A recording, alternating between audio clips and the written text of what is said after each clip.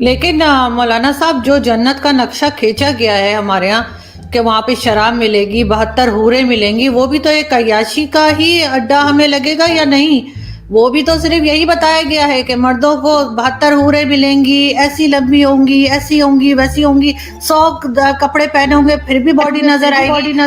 موجود ہے اس پہ انٹرنیٹ پہ مولانا طارق جمیل بتا رہے ہیں، اور شراب وہاں بھی پینے کا کہا گیا ہے۔ اور وہی جو جنت کی میں نے بات کی تو وہاں پہ تو کچھ اور بتایا ہی نہیں کہ عورتوں کے لیے کیا ہے جنت میں، کیا شاپنگ مال ہے، کیا لائبریری ہے، کچھ ہے؟ صرف 72 حوروں کا ذکر ہے، شراب کا ذکر ہے، ڈرائی فروٹ ہوگا، پھل ہوں گے، اور 72 حوروں کے ساتھ رہتے رہیں گے۔ اور کتنے مولانا ہمارے یہاں کے ہیں جو بتاتے ہیں کہ کتنی طاقت آ جائے گی مردوں میں۔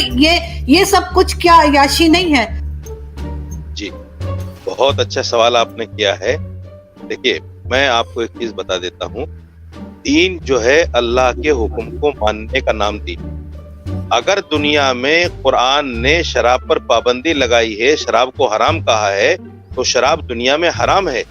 اور اگر قرآن یہ کہتا ہے کہ جنت میں جانے کے بعد انسان کو شراب طہور کہا ہے، اس کو شراب طہور کا مطلب پاک پانی، اور جنت میں جا کر اگر ہمیں اللہ اس کا بدل دے رہا ہے، اس کا ثواب دے رہا ہے، اس کی جزا دے رہا ہے، تو اس پر تو اعتراض نہیں ہونا چاہیے مسلمان کو۔ لیکن آپ نے وہ مجھے 72 حوروں والی بات نہیں بتائی کہ وہ 72 حوروں کا جو بتایا گیا ہے مردوں کے لیے وہ کیا ہے؟ کیا وہ عیاشی نہیں ہے؟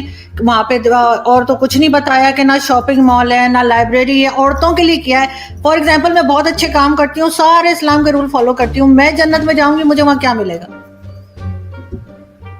آپ جنت میں ان 72 حوروں کی سردار ہوں گی،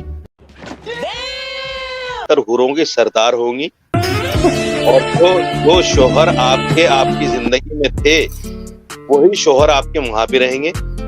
اگر آپ کے شوہر بھی اچھے کام کرتے ہوں گے، اگر دونوں آدمی جنت میں جائیں گے تو ظاہر بات ہے آپ ان حوروں کی سردار رہیں گی۔ مولانا صاحب مردوں کے لیے 72 حوریں اور عورتوں کے لیے وہی والا شوہر جو یہاں پر ہے، یہ تو بڑی غلط بات ہے۔ عورتوں کو بھی تو کوئی چوائس دیجیے نا، عورتوں کے لیے بھی کوئی اٹریکشن رکھیے۔ کیا عورتوں کا دل نہیں ہے؟ یہ کیا بات ہوئی؟ کتنی اوسم ہے، اتنے تیجسوی لوگ ہیں ہمارے پاس، کتنے شاندار وچار رکھتے ہیں۔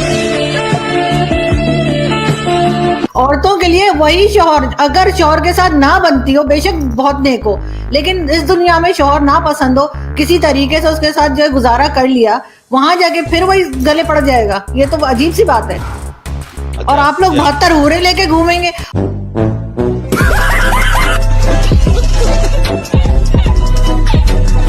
اور ہمارے یہاں تو مولوی بہت کہانیاں بتاتے ہیں 72 حوروں کی کہ کس طرح کی ہوں گی، ایسی حسین ہوں گی، ایسی ہوں گی، تو مطلب یہ تو بڑی ناانصافی ہے۔ دیکھیے یہ سوال مجھ سے نہیں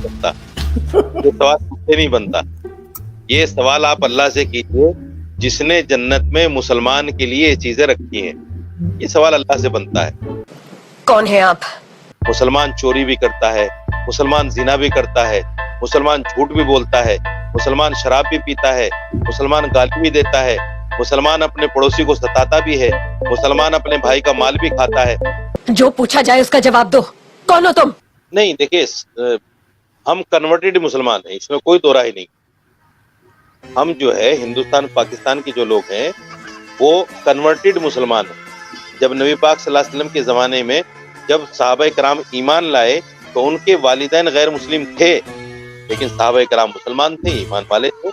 تو یہ تو نہیں کہا جا سکتا کہ اگر ماں باپ غیر مسلم ہیں تو پھر اولاد مسلمان نہیں ہو سکتی۔ اچھا، تو ہم بھی مگر وہ اسلام تو تلوار کے زور پر آیا تھا نا، کسی کی بھی گردن پہ تلوار رکھ دیں گے تو وہ اپنے آپ ہی کلمہ پڑھ دے گا۔